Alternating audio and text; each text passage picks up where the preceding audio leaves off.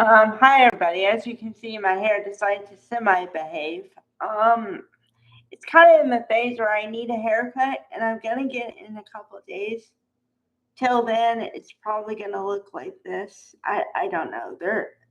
It's at a point I can't do anything with it. Okay. So I'm worried for Eric, but this whole thing is okay. Wait a second. I have to think about this. Okay. Because I'm worried for Eric because of his health, but also it's going to have a ripple effect for everybody or for a lot of people, whatever happens here. Okay. Um. Now the reason I say this is because not for I'm not worried about John McCook, although I haven't heard anything about him being ill or anything. If I did hear something like that, I'd be worried for him too. But I'm worried for the character. And the reason I'm worried for the character is because he's been under a lot of stress because he's working for the new line. But also, you have to put his age in there a little bit. But also, the way they're telling him to act like clutching his chest and stuff, I'm like, oh no, this might be not good. Not good at all. Okay. And then also, I'm reminded what Matt Atkinson said in an interview. You have to think about yourself also like a movie, kind of.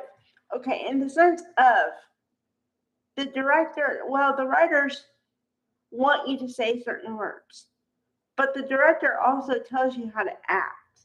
Okay, tells you to do this and do that and whatever, right? Okay, so if they didn't want him to clutch his chest, he wouldn't clutch his chest. So there has to be a reason for it. But I don't know if I want to know the reason why. Okay. Now, I'm trying to talk about the ripple effect of this whole thing with Eric. Okay? Because I have to I have to kind of build a tree here. Imagine yourself and you're building a tree. Okay. Start from the bottom.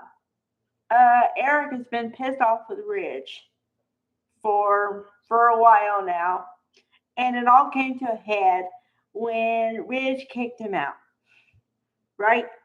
Then Ridge tried to save face and say you can come back whenever you want.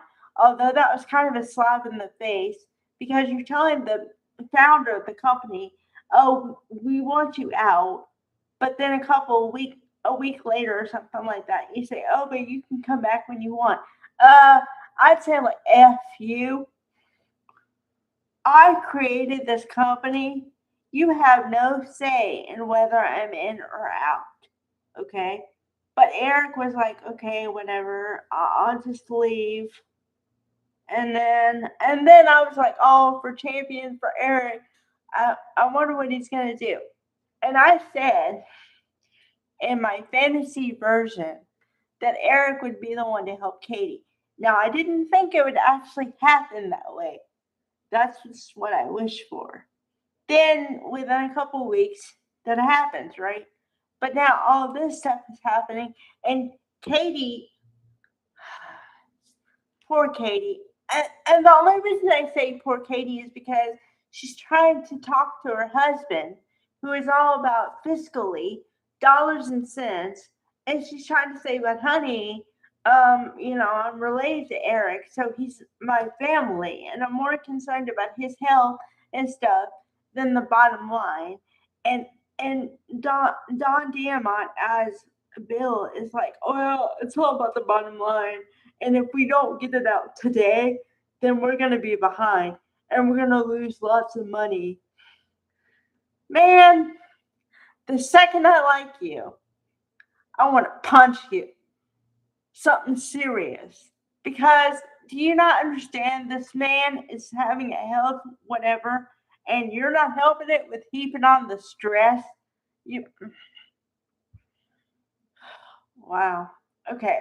So Donna is the only voice of reason here, and she's saying, honey, I understand you want to be a contributing member of society, you want to have your place and do the thing, but you got to worry about your health.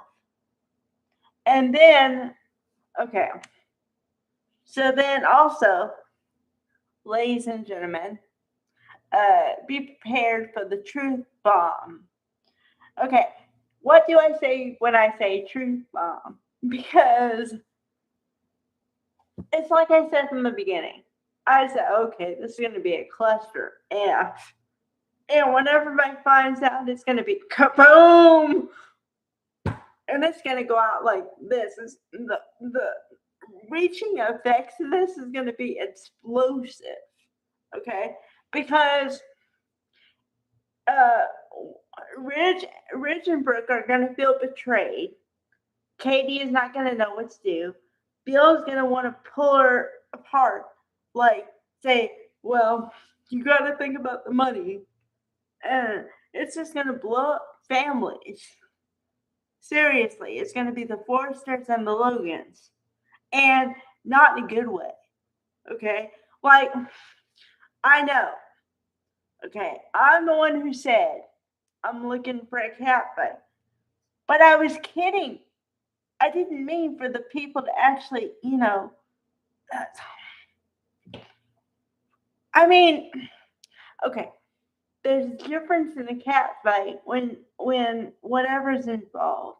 But when someone's health is involved, it's a totally different ball game. What I'm afraid of is that Eric is going to complete the collection and then pass out. And I'm really scared because I don't want to lose Eric. The character is I'm sorry. Sorry. The patriarch of the whole thing. If you lose him, it all goes down. It's like when Stephanie left and they unalived her character because Susan Flannery wanted to leave. Okay? After that, the whole show took a whole nother turn. And yet it turned out okay. But I don't want to lose Eric. I don't want to lose John McCook. He's great. Well, they're all great in their own right. But I'm having a day, man. All right.